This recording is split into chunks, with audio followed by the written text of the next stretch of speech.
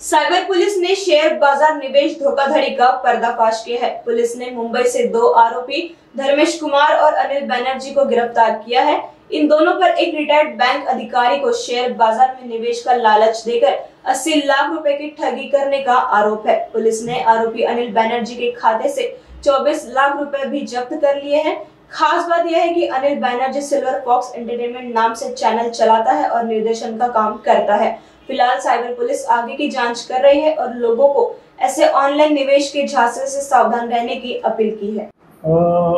Cyber police station येथे 73/25 हा गुन्हा नोंद होता शेअर मार्केट फ्रॉडवर।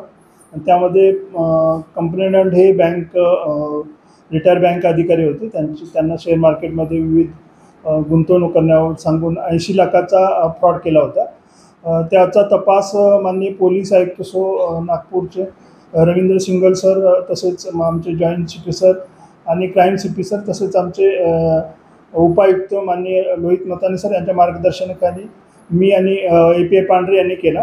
सदर तपासामध्ये 2 आरोपी मुंबईहून अटक करण्यात आले।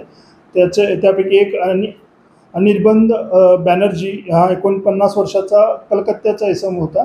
दुसरा धर्मेश कुमार जयकुमार हा 45 वर्षाचा इसम जो बिहारचा होता। हे दोघेही मुंबईत वेगवेगळ्या कंपन्या काढून लोकांना फसवणूक करत होते।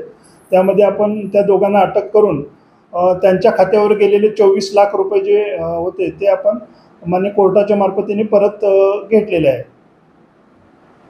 यामध्ये आरोपीला अटक करून त्यांची पोलीस कस्टडी घेऊन त्यामध्ये तपास तांत्रिक करून आपण पुढील ज्या ट्रेल आहेत किंवा जिकडे पैसे गेलेले आहेत त्याचा शोध घेत आहोत।